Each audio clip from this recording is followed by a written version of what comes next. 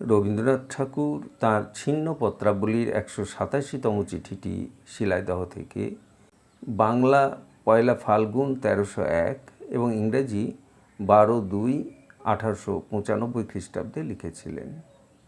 সেটি এখন পাঠ করছি। এপারে সন্ধ্যের সময় আমার একটি বেড়াবার সঙ্গী পাওয়া গেছে। লোকটির নাম ঠা।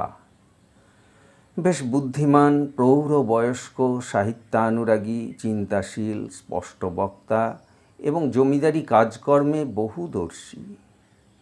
রোজ বেড়াবার সময় এর সঙ্গে আমার নানা ভাবের আলোচনা হয়ে থাকে।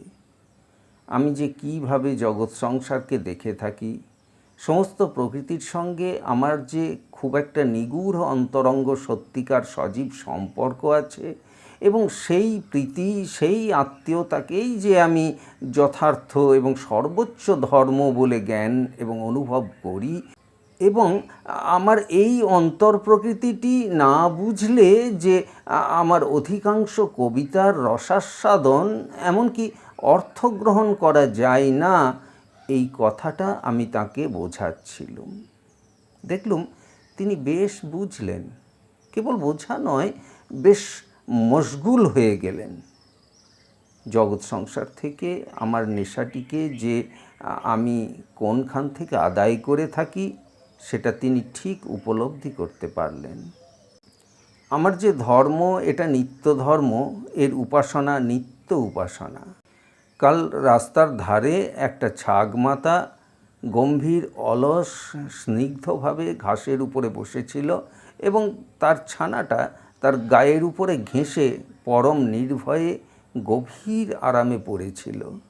সেটা দেখে আমার মনে যে একটা সুগভীর রস পরিপূর্ণ প্রীতি এবং বিস্ময়ের সঞ্চার হলো, আমি সেইটাকেই আমার ধর্মালোচনা বলি।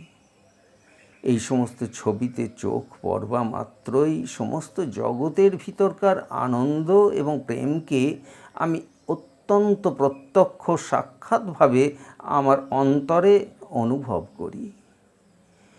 এছাড়া অন্যান্য যা কিছু ডগমা আছে, যা আমি কিছুই জানি নে এবং বুঝি নে এবং বোঝবার সম্ভাবনা দেখি নে, তা নিয়ে আমি কিছুমাত্র ব্যস্ত হইনি। যেটুকু আমি পজিটিভলি জানতে পারছি সেই আমার পক্ষে যথেষ্ট। তাতেই আমাকে পরিপূর্ণ সুখ দেয়। তার সঙ্গে মিথ্যা অনুমান বিচার মিশিয়ে তাকে একটা সিস্টেমে পরিণত করতে গিয়ে তার ভিতরকার প্রত্যক্ষ সত্যটিকেও সংশয়াপন্ন করে তোলা হয়। আমি এইটুকু জানি যে জগতে একটা আনন্দ এবং প্রেম আছে, তার বেশি জানবার কোনো দরকার নেই। সাতারা, 16 ফেব্রুয়ারি 1895।